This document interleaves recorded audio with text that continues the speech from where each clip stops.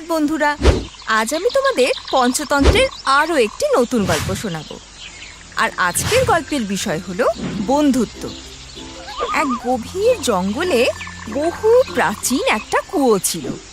ওই কুয়োতে অনেক ব্যাঙ বাস করত। তাদের মধ্যে একটা ব্যাঙ ছিল যার নাম ছিল তুড়ুক। কুয়োর বাকি ব্যাঙেরা প্রায়ই তুড়ুককে নিয়ে অকারণে মজা মশকরা করত, আর তাতে তুড়ুক বেজায় বিরক্ত হতো। এই যে তুড়ুক ভায়া, কোথায় চললে? ব্যাপার কি? রেগে আছো মনে হচ্ছে। খাওনি বুঝি তুড়ুক? এমন করে দেখছো যেন আমাকেই গিলে ফেলবে। তোমাদের সবাইকে আমি দেখে নেব। এই কথা বলে সে সেখান থেকে চলে যায়। সবার ওপর বিরক্ত হয়ে সে সবাইকে উচিত শিক্ষা দেবে বলে ঠিক করলো। সবার প্রথমে কুয়ো থেকে বেরিয়ে কোনো শক্তিশালী প্রাণীর সাথে বন্ধুত্ব করতে হবে। তারপর তার সাহায্য নিয়ে এদের সবাইকে শিক্ষা দেব। এটা মনে হতেই সে কুয়ো থেকে বাইরে বেরিয়ে এলো এবং কুয়োর পাড়ে বসে কোনো বলশালী প্রাণীর অপেক্ষা করতে লাগলো। এমন সময় সে একটা সাপকে তার দিকে এগিয়ে আসতে দেখলো।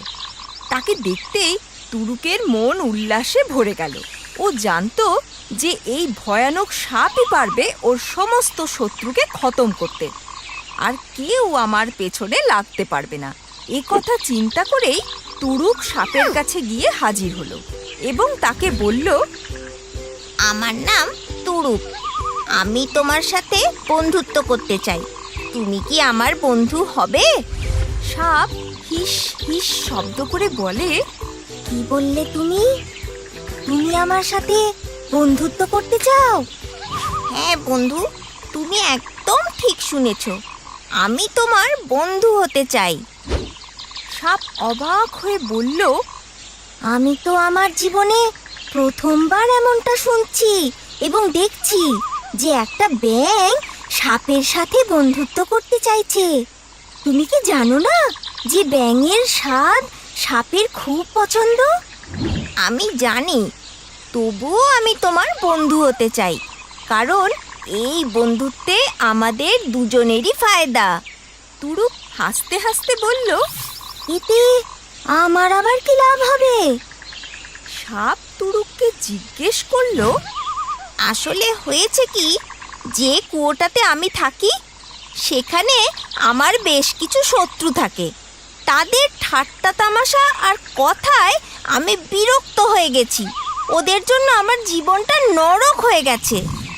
তো এ ব্যাপারে আমি কি করতে পারি? আমি তোমায় ওই কুয়োয় নিয়ে যাব। তুমি আমার দুষ্ট আত্মীয়দের খেয়ে নিজের পেট ভরিও। এতে তুমিও সুস্বাদু আহার করতে পারবে আর আমার শত্রুরাও খতম হবে। এ তো দারুণ ব্যাপার। তুমি শুধু আমাকে কুয়োতে যাবার পথ বলে দাও, কারণ আমি আবার সাঁতরাতে পারি না। তারপর দেখো কিভাবে তোমার সব শত্রুর নিধন হয়। ঠিক আছে বন্ধু, আমি তোমাকে কুয়োয় যাবার রাস্তা বলে দেব, যাতে তুমি সহজেই কুয়োয় ঢুকতে পারো। কিন্তু একটা কথা খেয়াল রেখো যে আমার শত্রুদের পাশাপাশি আমার ভালো আত্মীয়রাও থাকে সেখানে। আমি তোমাকে বলে দেব যে কোন কোন ব্যাঙেদের তুমি মারবে। সাপ নিজের মনে কিছু চিন্তা করে বলল, ওরে, তুই একবার আমাকে কুয়োতে নিয়ে চল, তারপর আমি বেছে বেছে ব্যাঙগুলোকে খাবো। হা হা হা হা হা। তারপর তুড়ুক সেই ভয়ঙ্কর সাপটাকে কুয়োর কাছে নিয়ে গিয়ে তাকে সেই রাস্তাটি দেখিয়ে দিল, যা দিয়ে সাপ সহজেই কুয়োর ভেতর পৌঁছে যেতে পারে। পরের দিন তুড়ুক সাপটাকে নিয়ে কুয়োর ভেতরে এলো। এরকম ভয়ঙ্কর একটা সাপকে দেখে তুড়ুকের বিরোধী সব ব্যাঙের বুক কাঁপতে লাগলো। নিজেদের মৃত্যুকে তারা সামনে দেখতে পাচ্ছিল। তুড়ুক ইশারা করে করে সাপকে নিজের শত্রুদের ব্যাপারে বলছিল। এখন থেকে সে প্রতিদিন 2-3টে করে ব্যাঙ শিকার করতে লাগলো। সাপ তুড়ুকের সব শত্রুদেরই মেরে খেয়ে ফেলল। এবার তার ব্যাঙ খাওয়ার একটা নেশা চেপে গেল। সাপ তুড়ুকের আড়ালে তার আত্মীয়দেরও খাওয়া শুরু করে দিল। বন্ধু, এ তুমি কি শুরু করেছো? তুমি আমার আত্মীয়দেরও হত্যা করছো। আমি তোমাকে শুধুমাত্র আমার শত্রুদেরই খেতে বলেছিলাম, আমার আত্মীয়দের নয়। প্রিয় বন্ধু, আমি তোমার কথা অনুযায়ী ওর সব ব্যাঙেদেরই খেয়ে নিয়েছি। তুমি আমাকে এখানে নিয়ে এসেছো, তাই এটা তোমার কর্তব্য যে তুমি আমার আহারের ব্যবস্থা করবে, না হলে আমি তোমাকেও খেয়ে নেব।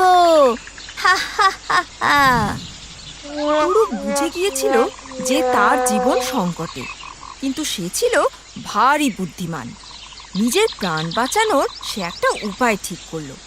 সে সাপটাকে বলল, ঠিক আছে বন্ধু, আমি তোমার জন্য আরো আহার নিয়ে আসছি, কিন্তু তার জন্য আমাকে কুয়োর বাইরে যেতে হবে। কেন?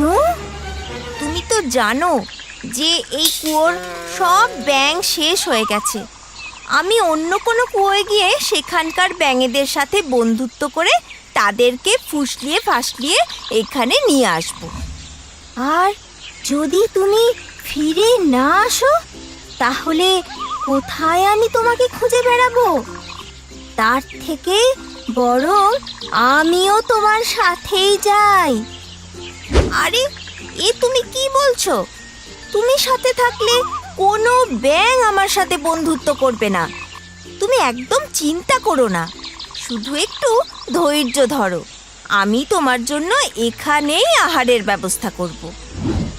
ঠিক আছে বন্ধু। সাপ তার কথা মেনে নিল।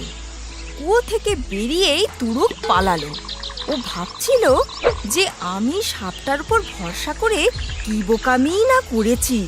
যদি আমি কুয়োর বাইরে না বেরোতে পারতাম, তাহলে ভয়ানক সাপ আমাকেও পেটে পুড়তো। এই গল্প আমাদের এটাই শেখালো যে যে কোনো কাজই ভেবে চিন্তে করা উচিত। যদি আমাদের ভিডিওটি আপনার ভালো লেগে থাকে, তাহলে এটিকে লাইক করুন, চ্যানেল সাবস্ক্রাইব করুন এবং আমাদের কার্টুন শোজ সবার প্রথমে দেখার জন্য বেল আইকন প্রেস করতে ভুলবেন না।